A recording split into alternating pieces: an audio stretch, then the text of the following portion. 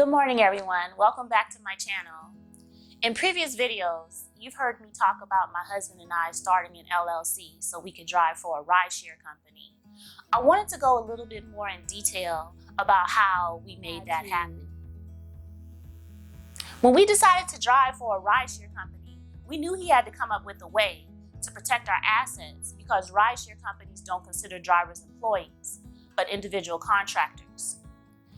At the time, we owned 3 vehicles. One was an older vehicle, one had poor gas mileage, and only used premium gas. The last was a luxury vehicle. The first thing we decided was we needed a vehicle that belonged to our LLC that we used solely for driving for the rideshare. Now, there are certain things we had to consider that the rideshare company mandated. The first thing is the vehicle could not be older than 10 years old. The second is the vehicle must have 4 doors. The third thing is you have to have space for 5 people to sit, and they must all be able to be seat belted. The vehicle cannot have any dents, dings, or cosmetic damage, and the title has to be clear. It can't be a salvaged or a rebuilt title. And there were also certain things that we wanted in a vehicle personally. So my husband was a real big stickler on brand. He wanted a vehicle that had a brand, a reputation for having very good maintenance. And we also wanted to have good gas mileage. It had to use regular unleaded gas because you know gas prices are high these days. And we also wanted an older vehicle where we wouldn't mind transporting strangers in or putting miles on. So it had to be solely dedicated to the rideshare company. We also wanted it to be in a price range where we could purchase it outright without having to need loans, and it could belong immediately and outright to the company. And we wanted it to be a vehicle in a certain price range also because of the cost of insurance.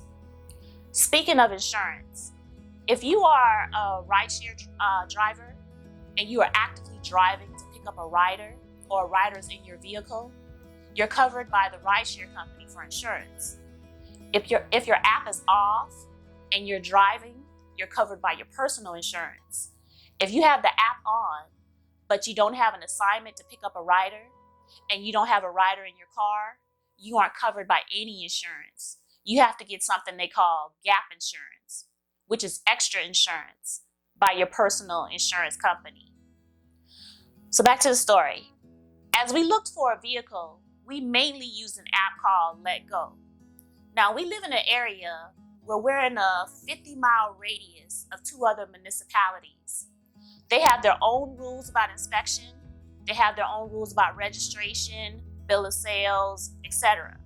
So we had to be mindful because some of these municipalities are more lenient than others. So people will register their vehicles there to be deceitful. Another thing we did was we found an online app where you can enter the VIN number and view whether or not the titles were salvaged. We definitely had to kiss a few frogs before we found our car. We had to navigate through people who acted as though we were inconveniencing them with our very specific questions we were asking. But we had to ask those questions to make sure the vehicle would pass inspection for the rideshare company. Some couldn't be bothered to set up appointments to view the vehicle. I think the Let Go app must be notorious for buyers who aren't serious because most of the sellers treated us as though we weren't serious and we were trying to waste their time, but we were very serious. So 2 viewings stick in my mind. The first one I'd like to talk about is a young woman who lived about an hour away from us, but she was in the same state. The first bad sign was we couldn't seem to get the VIN number out of her. So when we arrived at the address we were to meet her at, it was row houses, but she didn't tell us what number house she was in. So we contacted her via the app, and she actually wanted to meet us at the shopping center across the street from the row houses, which was fine.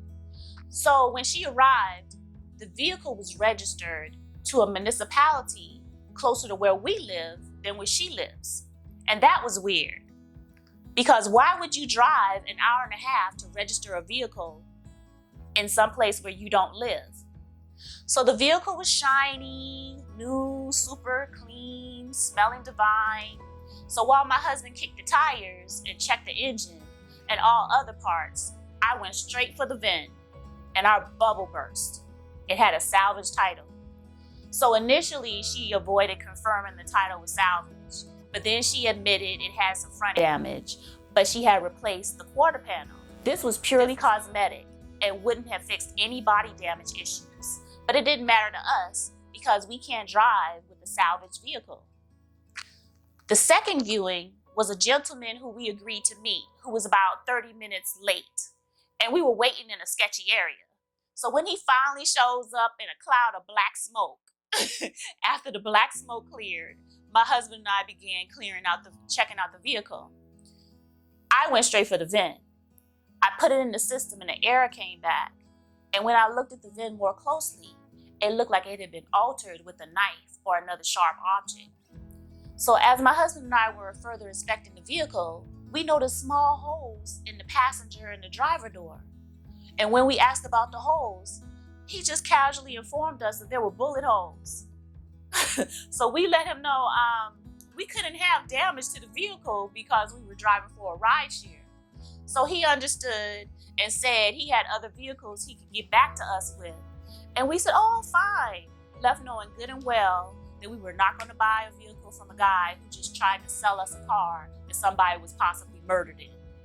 So, believe it or not, the vehicle we finally purchased was through Craigslist. It was the first vehicle we went to view off of Craigslist. It only had one owner. She was a college student. It had very few miles. And from what she explained to us, the miles that were on it were highway miles with her driving back and forth from college to home. The vehicle got excellent mileage, it was in great condition, and it had a clear title. The owner very clearly had a dog, but cleaning dog hairs is a minor fix. So to date, that car hasn't given us any mechanical problems. It passed our state inspection with flying colors, and the owner lived in a state that was not in driving distance, which meant most of our dealings had to be done via mail and with notaries, making the process a little bit more difficult, but that's another story for another day. Thank you for watching, and stay tuned for more information on how we started our LLC and other series.